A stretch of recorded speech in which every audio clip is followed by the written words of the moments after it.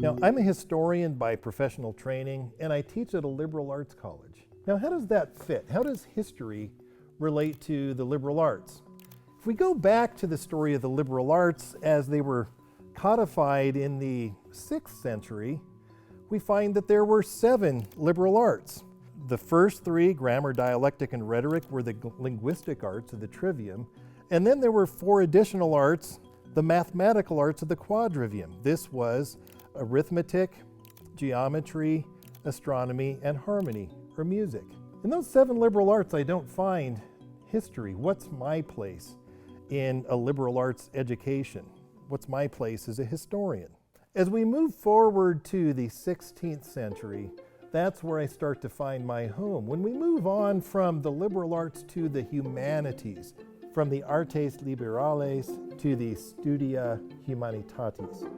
The humanities carry forward grammar and rhetoric from the liberal arts, but the other humanities are poetry and moral philosophy and, yes, history. That's where I fit.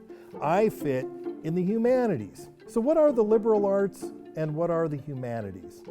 How do we distinguish a liberal art from the humanities? What's the relationship between the two? Is there an overlap between them? The move from the liberal arts to the humanities in the early modern period is kind of like occupying a landscape and moving from a road map to a political map. The road map emphasizes the pathways and transportation arteries. The political map emphasizes boundaries and jurisdictions. You're looking at a lot of the same terrain, but different things are in the foreground and other things are in the background.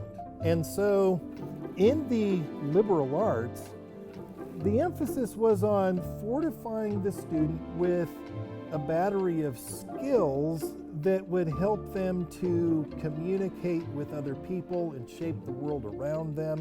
Whereas in the humanities, we present the students with some ideal examples, some of the best displays of human products throughout history and in human culture of the past, in order that they would become more perfected as individuals and then able to affect their communities that way.